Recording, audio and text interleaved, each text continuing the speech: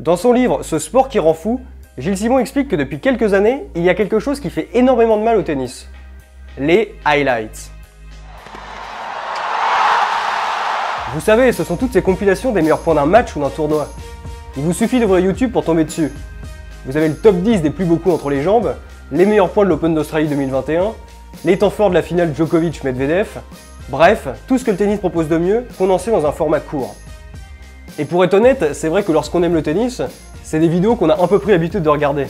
Ça permet d'avoir un résumé des matchs qu'on n'a pas forcément l'occasion de voir en entier, ou tout simplement de voir les meilleurs points d'un tournoi. C'est super pratique et en général, il faut bien dire qu'on passe plutôt un bon moment. Mais sauf que voilà le problème. Pour un match de 3 heures, vous n'avez le droit qu'à 10 minutes de tennis. En gros, on ne vous montre que les meilleurs points et vous ne voyez pas toutes les fautes. Pour Gilles Simon, c'est précisément ça qui fait énormément de mal au tennis. Depuis ces vidéos, on s'attend à voir des matchs spectaculaires avec des coups gagnants de partout, alors qu'en réalité, le tennis ne ressemble pas du tout à ça. Dans un vrai match, le meilleur joueur gagne la plupart du temps parce qu'il est régulier et qu'il pousse son adversaire à la faute. Vu sous cet angle, notre vision du tennis serait alors effectivement déformée par ces vidéos. Mais maintenant, la question qu'il faut se poser, c'est si elles représentent vraiment un danger. D'après vous, les highlights font-ils vraiment du mal au tennis? Ou alors sont-ils simplement un produit de notre époque avec lequel on doit savoir évoluer? Eh bien en réalité, il se pourrait que derrière ces vidéos se cache en fait l'affrontement de deux visions du tennis qui sont complètement opposées.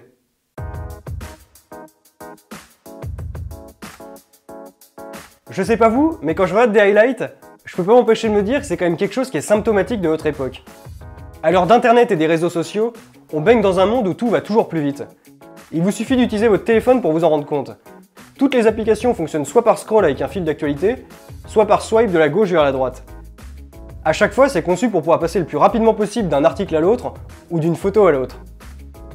La première fois que j'ai vraiment remarqué ça, c'était en 2014 en voyant des potes d'études supérieures naviguer sur le site 9gag. C'est un site qui recense des images marrantes. Et à l'époque, ce qui m'avait un peu surpris, c'est qu'il passait à peine 2 ou 3 secondes sur chaque image, avant de souffler du nez quand ça les faisait rire, et de passer à l'image suivante. En gros, ça ressemblait un peu à ça.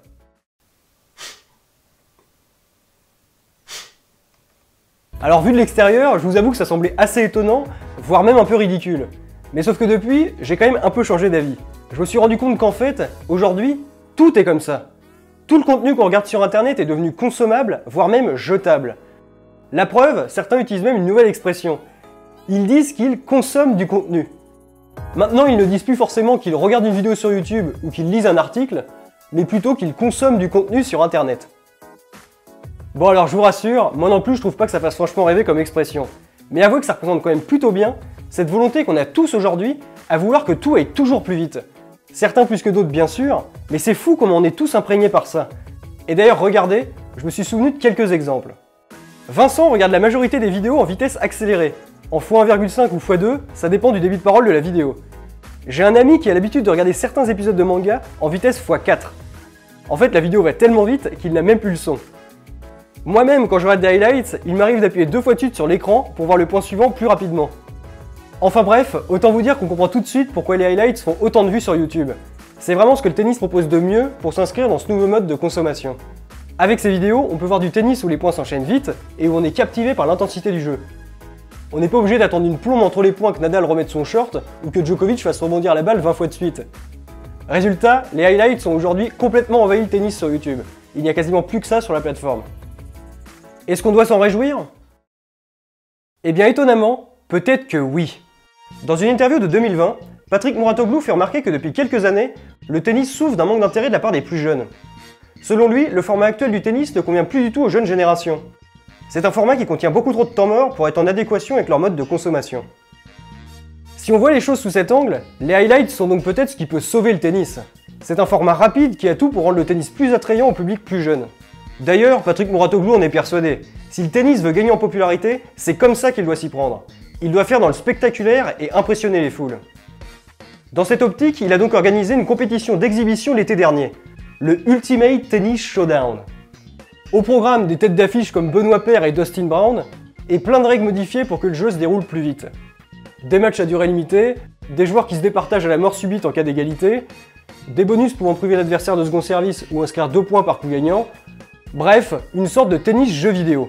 Un peu comme si le tennis lui-même s'inspirait de ce qu'il voyait dans les highlights. Pour Mouratoglou, c'est vraiment vers ça que le tennis doit évoluer s'il veut gagner en popularité. Le tennis va mal, mais cela ne se voit pas. Si on creuse, on se rend compte que l'âge moyen du fan de tennis est extrêmement élevé et surtout qu'il vieillit chaque année. Il n'y a aucun renouvellement, le tennis ne convainc plus personne. Il faut qu'on s'adapte, il faut vivre avec son temps. Évidemment, cette conception de l'évolution du tennis ne plaît pas à tout le monde. Beaucoup considèrent, à juste titre, que cette exhibition n'était tout simplement plus du tennis. À vrai dire, à titre personnel, j'estime même que le tennis est un sport qui nécessite des temps morts pour que les joueurs puissent se reposer et réfléchir à leur plan de jeu. Ces temps d'attente font, selon moi, vraiment partie du tennis en tant que tel. Mais au-delà de tout ce débat sur l'avenir du tennis, je crois surtout que c'est la conception même de tennis spectacle qui doit nous interroger. Car même si montrer du tennis fourvoyant peut effectivement permettre d'intéresser un public plus jeune, il faut quand même bien se demander, est-ce qu'on leur rend vraiment service en faisant ça? Parce qu'il faut bien se dire qu'une fois qu'ils arriveront sur le terrain, eh bien il y aura sans doute des dégâts.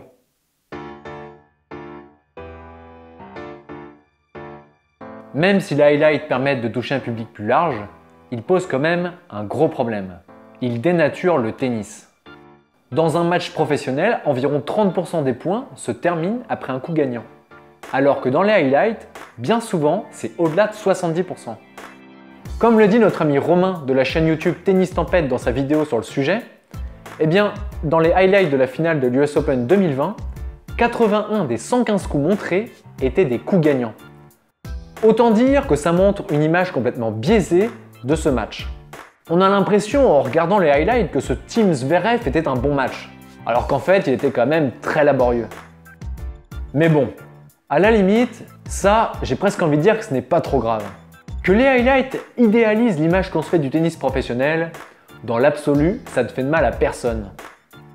En revanche, la vraie conséquence négative de ces vidéos est bien plus perverse que ça. Elles influent directement sur la manière dont on joue au tennis. Dans son livre, Gilles Simon considère que c'est un phénomène qui participe directement à ce qu'il appelle le mythe Federer. Selon lui, l'enseignement du tennis baigne dans un climat où l'on prône le jeu d'attaque. Le joueur parfait qu'on enseigne dans les clubs, c'est donc selon lui un joueur offensif, qui a une belle technique, qui sert bien, qui prend la balle tôt et qui évidemment finit ses points au filet. En gros, un joueur comme Federer. Et c'est vrai qu'il faut bien avouer que les highlights accentuent de plus en plus cette vision du jeu. Aujourd'hui, on est tous un peu imprégnés par ça. Quand on joue, on a un peu cette tendance à se faire des schémas de jeu dans lesquels on se voit diriger le point et dans lequel on se voit jouer le point parfait à chaque fois. Et je dois bien vous le dire, c'est quelque chose qui revient très souvent avec nos joueurs. La plupart du temps, il y a un moment dans le point où ils veulent absolument viser la ligne ou à jouer un coup qui est très difficile, alors qu'en fait le meilleur coup, c'est de jouer simplement. Par exemple, si je prends ce terrain, eh bien voici les zones où les joueurs amateurs essayent généralement de viser. Alors c'est sûr que quand ça marche, eh bien c'est satisfaisant et ça met l'adversaire dans une position délicate. Mais soyons réalistes, c'est beaucoup trop risqué. À notre niveau, on n'est pas capable de jouer des zones aussi précises que celles des joueurs professionnels. Et d'ailleurs, à vrai dire, même eux, les joueurs professionnels, ne visent pas ces zones la plupart du temps. Ils prennent de la marge pour avoir un maximum de sécurité dans leur frappe. C'est pour ça qu'un très bon conseil qu'on peut vous donner, et d'ailleurs que vous pouvez mettre en place dès votre prochain entraînement, c'est de plutôt viser ces zones-là. Donc ne visez pas ici, mais plutôt ici. Comme ça, vous vous donnez une marge de manœuvre beaucoup plus importante si jamais vous vous loupez. Dans le pire des cas, votre balle ira plus ou moins au milieu du court. Et dans le meilleur des cas, elle se rapprochera de la ligne. En tout cas, je peux vous assurer que ce conseil qui paraît vraiment tout bête de jouer des zones moins risquées, eh bien, il a carrément le pouvoir de vous faire vraiment progresser au tennis. Donc la prochaine fois que vous allez vous entraîner, essayez vraiment de jouer des zones moins risquées. Enfin bref, ce que je voulais vraiment vous montrer avec cet exemple, c'est qu'on a tous en nous une conception un petit peu faussée du tennis. Et les highlights sont tellement ancrés dans notre cerveau que parfois on se sent pousser des ailes et qu'on frappe la balle un peu n'importe comment parce qu'on a vu Kyrgios ou Federer réaliser un point spectaculaire. Nous les premiers avec Grégoire, il nous arrive encore de vouloir tenter des volées rétro gagnantes ou même de tenter des passings de coup droit en bout de course, même en match. Alors que bon, dans l'absolu, il y avait quand même mieux à faire que de tenter un coup impossible pour espérer gagner le point. Donc la solution pour se débarrasser de cette conception un peu faussée du tennis, c'est peut-être tout simplement d'arrêter de regarder des highlights.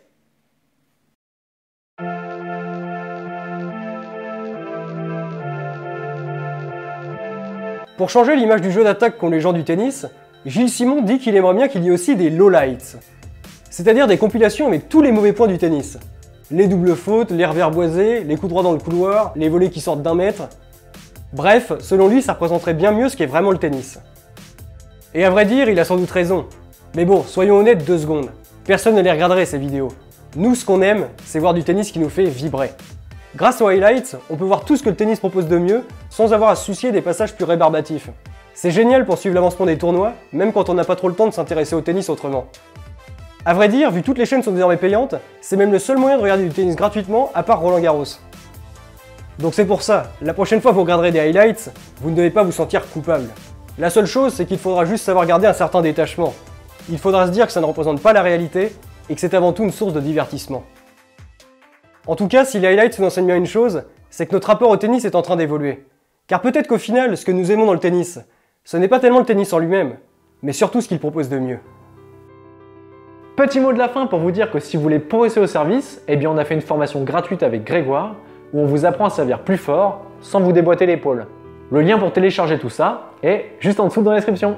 Et si vous avez aimé cette vidéo, abonnez-vous à cette chaîne et likez cette vidéo pour nous montrer votre soutien et pour être sûr de recevoir les prochaines vidéos. Allez, moi je vous dis bon tennis et à très vite!